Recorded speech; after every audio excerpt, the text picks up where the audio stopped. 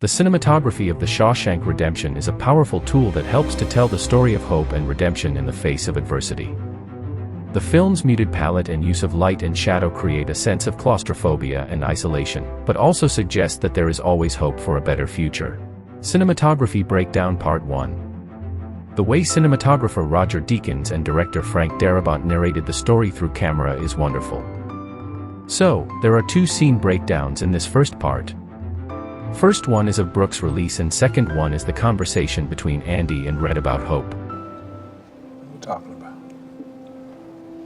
Hope. Hope. Brooks' release. The way Roger Deakins shot Brooks' release from Shawshank was too good. It effectively illustrates characters' isolation and loneliness. Camera work reflects what Brooks was going through. The close-up. Camera often stays on Brooks' face. The important aspect is where the camera is placed. The camera is often placed in front of Brooks to capture his emotions. Roger Deakins makes sure that the audience is present in the scene. These close-ups help the audience get more close to Brooks and get to know how he feels. Camera movement.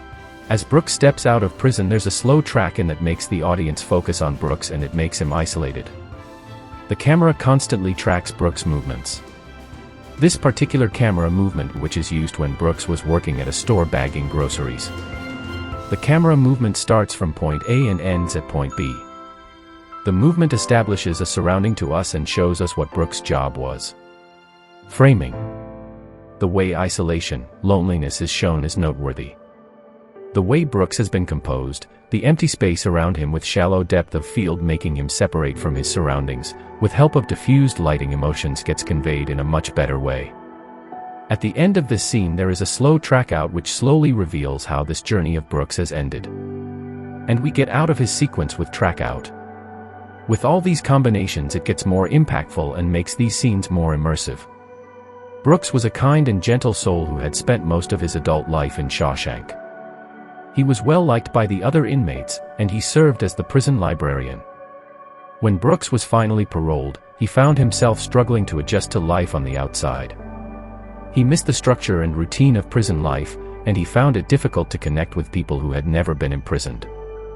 He eventually committed suicide, unable to cope with the changes that had taken place in his life. There are a number of reasons why Brooks was not happy after he was free from jail. First, he had spent so long in prison that he had become accustomed to the routine and structure of prison life.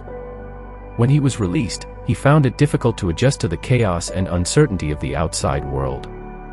Second, he had lost touch with the outside world while he was in prison. Third, he missed his friends and family in Shawshank.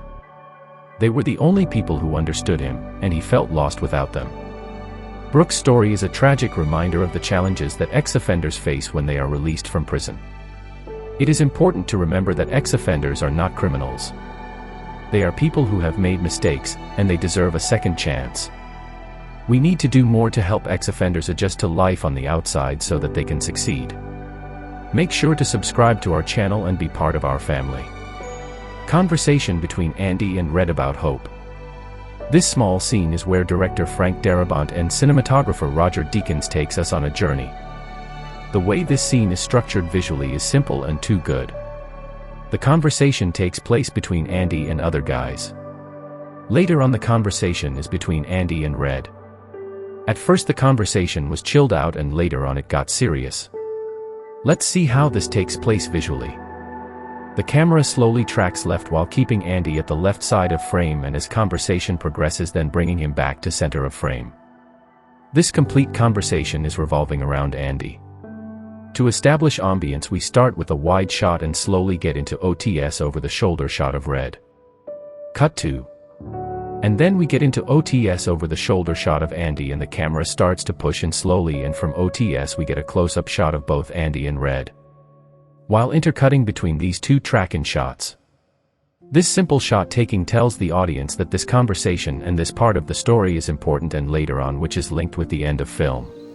Remember, Red, hope is a good thing, maybe the best of things, and no good thing ever dies.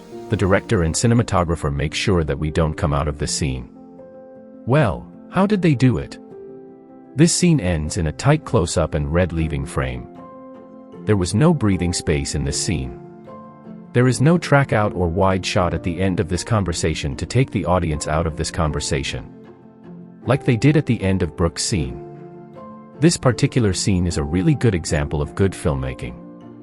If you want your audience to focus on a particular thing, then make sure you revisit this scene from the film and watch it again. At last, it comes down to a simple thing: how you feel while watching a particular film or scene. No matter how brilliantly a film is crafted or how technically strong a film is, at the end it needs to connect with you. Soon I will be releasing part 2 on cinematography breakdown on Shawshank Redemption. Thanks for joining us on this cinematic journey. If you like this video, please give it a thumbs up and share it with your friends. Until next time, keep watching, keep learning, and keep creating.